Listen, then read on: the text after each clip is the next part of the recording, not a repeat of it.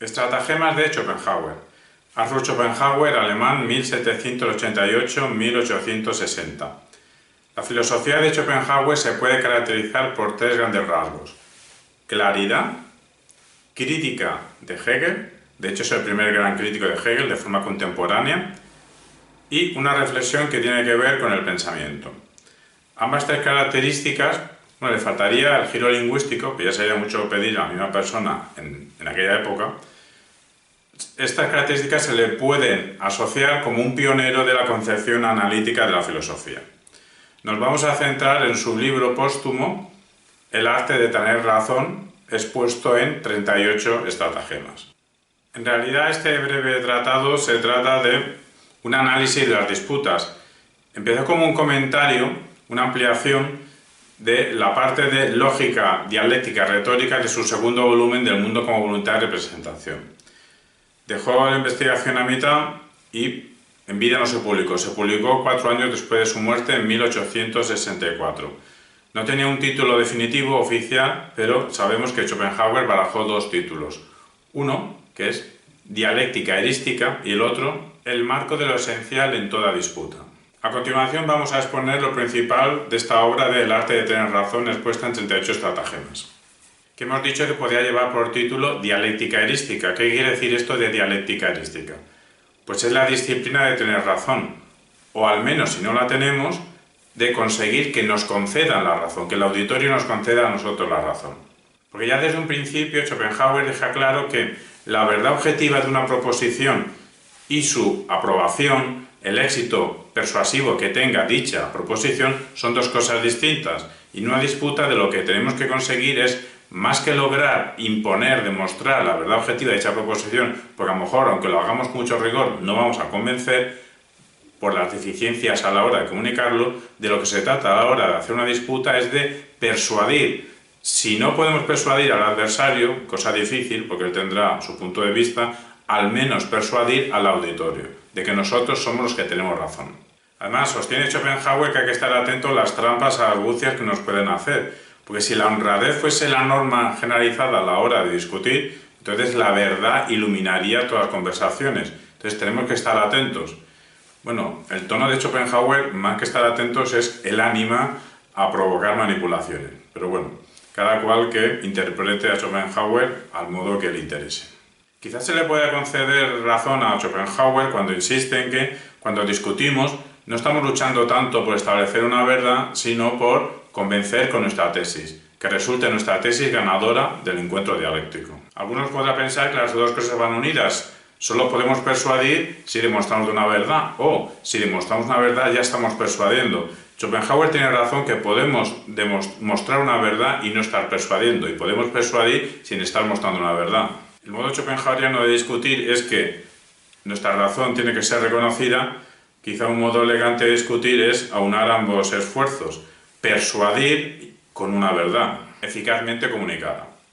De ahí que Schopenhauer dice que por más falsa o dudosa que nos pueda parecer a nosotros mismos nuestra propia tesis, tenemos que insistir en ella, aunque nos ataquen. Nosotros insistimos, porque a lo mejor los ataques que nos hacen son aparentes, y si son aparentes a lo mejor podemos contrarrestar dichos ataques, y si nos quitamos los ataques del medio, entonces lo que queda encima de la conversación es nuestra propia tesis, más allá de que nosotros a lo mejor sospechemos de la falsedad o falta de apoyo documental, epistemológico de nuestra propia tesis. Es decir, para Schopenhauer el rigor cumplirá un papel, pero mucho más importante para Schopenhauer es la destreza, la habilidad comunicativa y persuasiva a la hora de poner encima de la mesa una argumentación.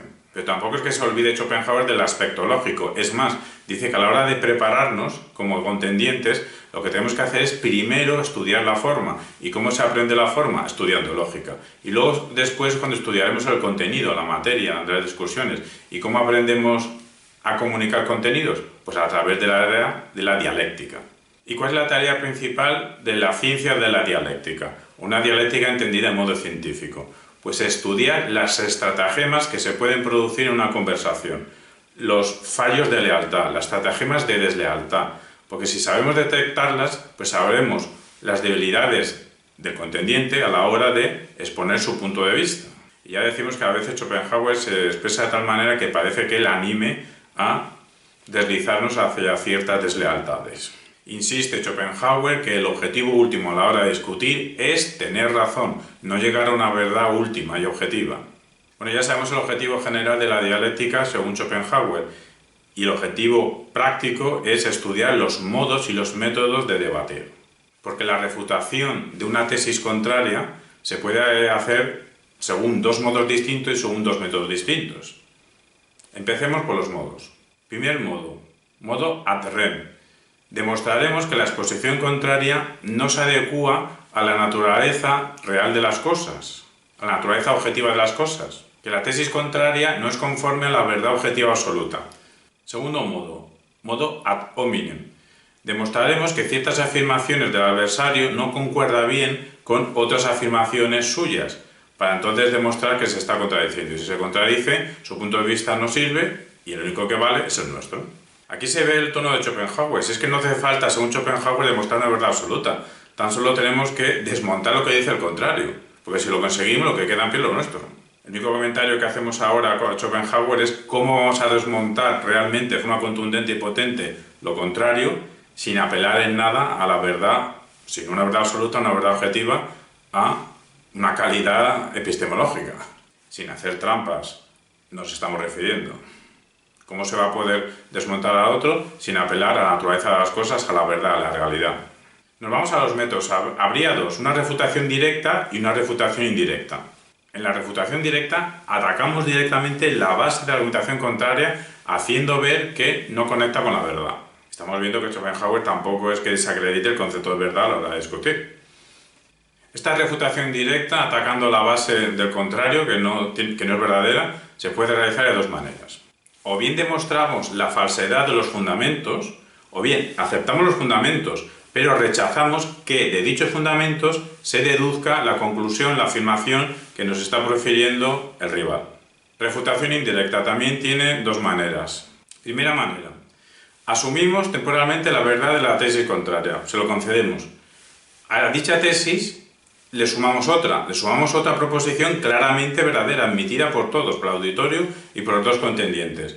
Entonces construimos un silogismo con ambas proposiciones, pero un silogismo que llegue a una conclusión falsa. Entonces, como de forma lógica, dos proposiciones verdaderas tienen que llegar siempre a una proposición verdadera, si dicho silogismo que hemos utilizado empleando la proposición que aceptamos del contrario, tomada como momentáneamente verdadera, y otra 100% verdadera según todos los presentes en la discusión, si entonces la conclusión es falsa, es que una de las dos proposiciones anteriores, a partir de las cuales deducimos, es falsa.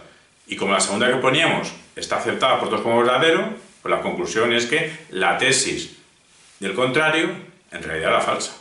Y segunda manera de refutación indirecta, vamos indicando distintos casos particulares en los cuales no se puede aplicar la norma general, la proposición genérica del rival.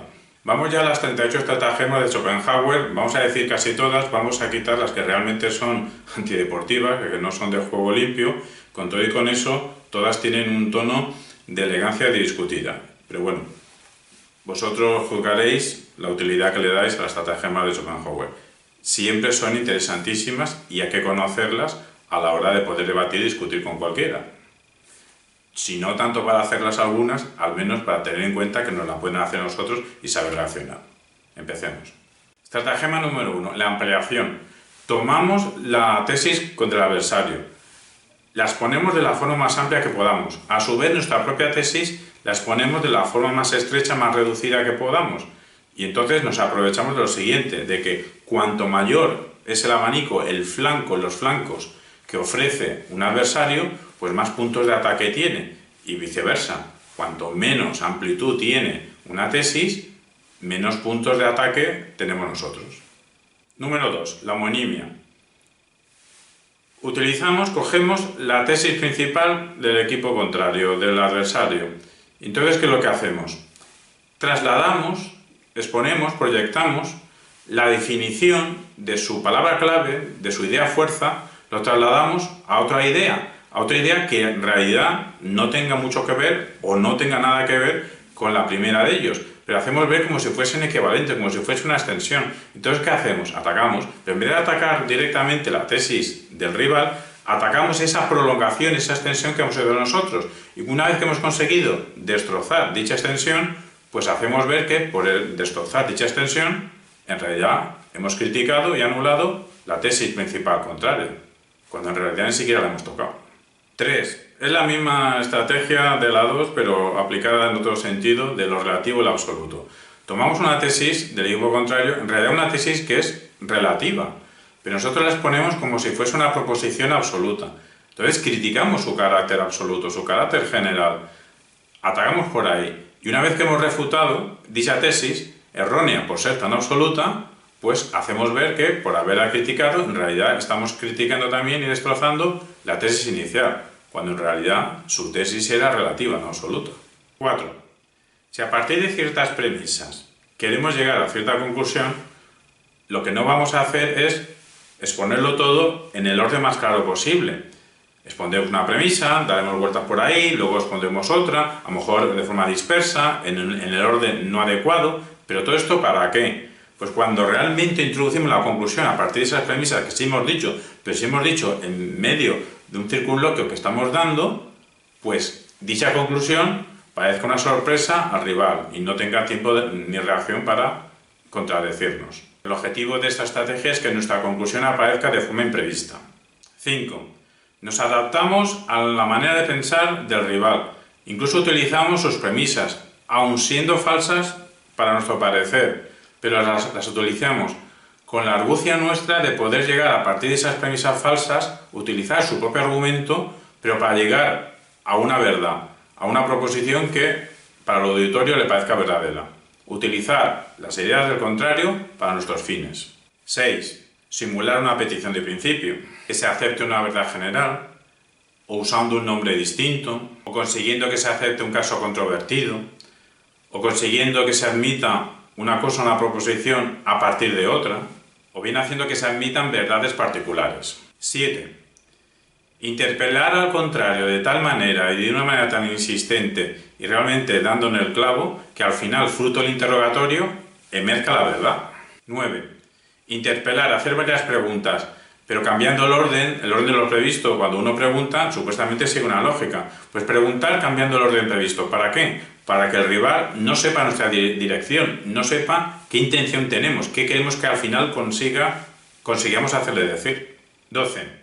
Cuando estemos discutiendo sobre un problema el cual todavía no tiene un nombre genérico, el problema tal, pues entonces lo bautizaremos, utilizaremos un término, pero utilizaremos un vocablo que sea afín a nuestros intereses, el vocablo, el término que nos interesa a nosotros para nuestra tesis. 13. Ofrecerle a nuestro adversario nuestra tesis, pero simultáneamente, o después, ofrecerle también otra tesis, pero otra tesis claramente improbable, y presionarle, obligarle a que elija una de las dos, nuestra tesis o la otra, pues que la otra es 100% improbable, con la idea de que tenga que elegir la nuestra, que es la más probable de ambas dos. 17. Si nos están acosando con sus ataques realmente potentes y contundentes, entonces lo que hay que hacer es establecer sutilezas. Empezar a hacer distinciones precisas, muchas sutilezas, para así distraer la atención, desviar la discusión del tema central sobre el cual nos están atacando. 19. Si el rival nos está retando a que hagamos una objeción a lo que acaba de decir y realmente nosotros sabemos que no tenemos nada preparado, entonces desviamos la discusión a lo general. Vamos a nuestra idea fuerza. 20. Si hemos tenido éxito comunicativo y argumentativo y persuasivo y hemos conseguido que el adversario admita nuestras premisas, entonces no tenemos que forzar la cosa, no tenemos que darle el último hachazo al árbol, no tenemos que pedirle, obligarle a que saque él las conclusiones. Entonces sacar las conclusiones es cosa nuestra, para que así en la mente del auditorio dichas conclusiones se fijen. Ante una argumentación contraria que sea aparente, pues entonces nosotros estamos obligados a sacar a la luz su carácter, su tono capcioso e ilusorio. 22. Si nos están obligando, si nos piden que admitamos algo que realmente nosotros sabemos que no nos interesa admitir, pues entonces claramente perdemos, pues entonces acusamos al equipo contrario, al rival, al adversario, que nos está obligando, pidiendo dicha admisión, pues que ellos están, o que él está cometiendo una petición de principio. 23. Provocamos al contrario a partir de contradicciones, haciendo ver que se está contradiciendo, para que en su defensa conseguir que haga una exageración, pero de conseguir no se trata que estemos esperando, hay que induciéndole a que haga una exageración. Y una vez que hemos conseguido que exagere su tesis, entonces atacamos, pero no atacamos la tesis original, atacamos la exageración que ha hecho. Y una vez que hemos refutado dicha exageración, ante el auditorio parecerá que lo que hemos refutado es su tesis primitiva. 26. Utilizar la argumentación del adversario en su contra. 28. Conseguir que el auditorio ría con las objeciones que le estamos haciendo al rival. Porque la persona que ríe en ese momento se pone en sintonía, se pone a favor, se pone en lugar del que está hablando. Entonces, si nosotros hablamos y con nuestro hablar la gente se ríe de las objeciones que hacemos, la gente se pone a nuestra parte. 30. Utilizar una autoridad respetada por el adversario, porque entonces se quedará sin habla, sin defensa. ¿Cómo va a criticar a una fuente que es su propia fuente, que forma parte de su tradición? Entonces se queda sin garantía, se queda sin respaldo. 31. Cuando estamos ante un auditorio y sabemos perfectamente por el contexto que nosotros gozamos de mayor estima del auditorio, nosotros, que el adversario, que el rival, entonces directamente ante un argumento del contrario, por muy potente que sea, si no sabemos refutarle, lo que haremos es, con ironía, o incluso con cinismo, pues hacer ver que nuestras entendederas no dan para tanto, que no hemos podido entender la argumentación contraria, que debe ser algo inaudito que nosotros mismos no hemos podido entenderlo. ¿Por qué? ¿O esperando qué? Esperando que el argumento del contrario pues parezca algo insensato, porque el auditorio lo tenemos de nuestra parte. Entonces, si nosotros no lo entendemos, quiere decir que es una manera elegante que tenemos nosotros de decir que el otro ha dicho una insensatez. En realidad no lo ha hecho una insensatez, en realidad no sabemos refutarla, pero la idea es que con este reconocimiento de nuestra falta de entendimiento, la reacción del auditorio sea ¿qué insensatez habrá dicho esta persona?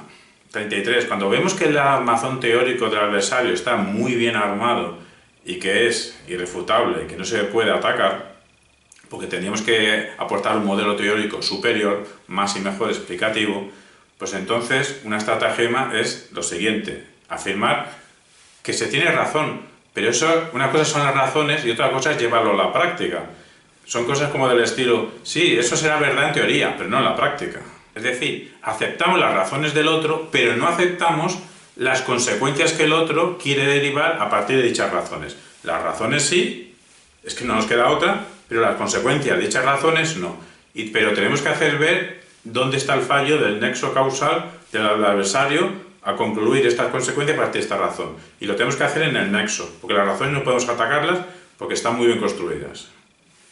35. Y hablando de razones, nosotros mismos, cuando vamos escasos de razones en comparación con el adversario, pues podemos influir en los demás, en el auditorio, no tanto con razones que no las tenemos o las tenemos menos potentes que el rival, sino apelando a motivaciones de voluntad, sacando a la luz los intereses comunes entre el auditorio, el contexto y nosotros.